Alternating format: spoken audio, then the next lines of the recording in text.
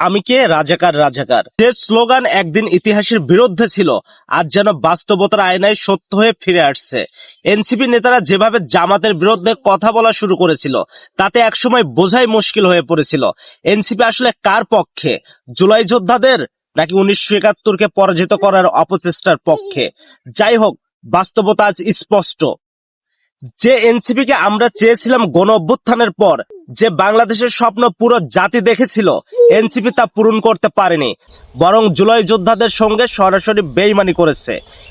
একটি বিশেষ দলকে অযাচিত সুযোগ দিতে গিয়ে নিজেরাই পদদলিত হয়েছে।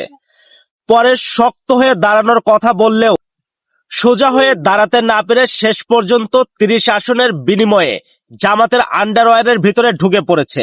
সবচেয়ে বিস্ময়কর বিষয় হলো, এই জামাত সংশ্লিষ্টতার কারণেই এনসিপি থেকে একের পর এক মানুষ সরে যাচ্ছে। কারণ এনসিপি তার যোগ্যতা ধরে রাখতে পারেনি, ভেঙে ফেলেছে জনগণের বিশ্বাস। আমরা চাই বাঙালি আবার গর্জে উঠুক, স্বাধীনতার শক্তি নতুন করে জেগে উঠুক।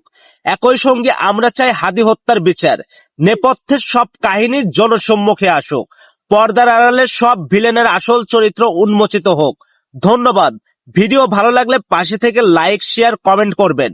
আমার চ্যানেলটি সাবস্ক্রাইব করতে ভুলবেন না। সবাই ভালো থাকবেন। ধন্যবাদ।